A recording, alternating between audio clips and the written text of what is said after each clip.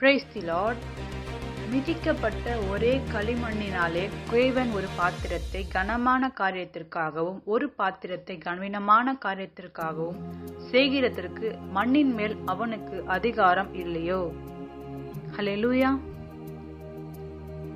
நான் ரட்சிக்கப்பட்ட ஆரம்பத்துல அநேக சண்டைகள் எங்க வீட்டில் ரொம்ப அதிகமா திட்டவும் அடிக்கவும் செய்தாங்க.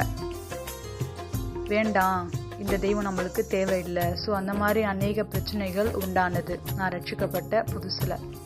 ஸோ அப்போ நான் ஜெபத் பண்ணும்போது அழுவேன் ஆண்டவர்கிட்ட, ஆண்டவரே இந்த மாதிரிலாம் சொல்றாங்க, நான் இங்கே இருக்க போகிறது, நான் வெளியில் போயிடுறேன், நான் எங்கேயாச்சும் வெளியில் போயிட்டு எங்கேயாவது வாடகைக்கோ இல்லை எங்கேயாவது நிறைய மீட்டிங்ஸ் நிறைய இருக்கும் பார்த்தீங்களா, அங்கே எங்கேயாவது போயிட்டு நான் தனியாக சம்பாதிச்சு தனியாக வாழ்ந்துக்கிறேன். அந்த மாதிரி எண்ணங்கள்லாம் தோணுச்சு. அப்போ அந்த டைமில் ரொம்ப டிப்ரெஷன் டைமில் அந்த மாதிரி வெறுக்கக்கூடிய அளவுக்கு காரியங்கள் நடந்தது.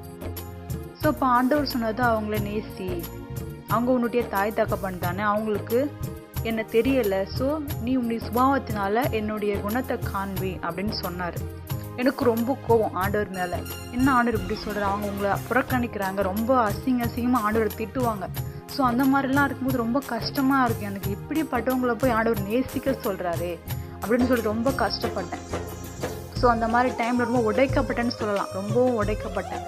பேரண்ட்ஸால் ஒரு பக்கம் ஆண்டவர் இப்படி சொல்லிட்டாரு, சொல்லி என்ன பண்ணுறதுன்னு தெரியாது. ஆண்டவர் சொல்லிட்டு இந்த விட்டு நீ போகக்கூடாது, இங்கே தான் இருக்கணும் அப்படின்னு சொல்லிட்டாரு.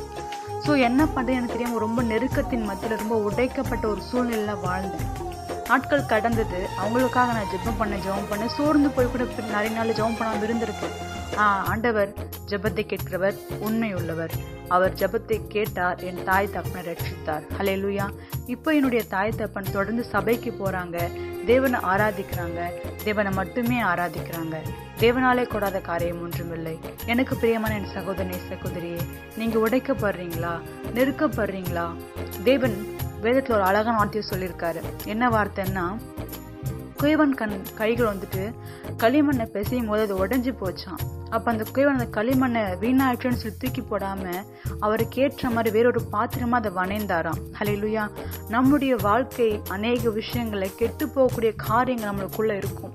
நம்மளுடைய யோசனைகள் கரெக்டா இருக்கிற மாதிரி இருக்கும். ஆனா தேவனுடைய பார்வைக்கு அது அருவருப்பாகவும் அசுத்தமாகவும் இருக்கும். ஹல்லேலூயா. அப்பா, உங்க கையில எங்களை ஒப்பு கொடுக்கிறேன்னு சொல்லி உங்களை ஒப்பு கொடுத்து பாருங்க. அவர் உங்களை ஒரு அழகான பாத்திரமாய் வணைந்து உங்களை ஆசீர்வாதமாய் மாற்றுவார். இன்றைக்கு என்னோட ஜெபிக்கிறீங்களா? அன்பின் தேவனாகிய கர்த்தாவே, உன்னதமான தேவனே, உமக்கு ஸ்தோத்திரம் சுவாமி. ஜெபத்தை கேட்டு அற்புதமான காரியங்கள் செய்கிற நல்ல தேவனா இருக்கிறீர் ராஜா.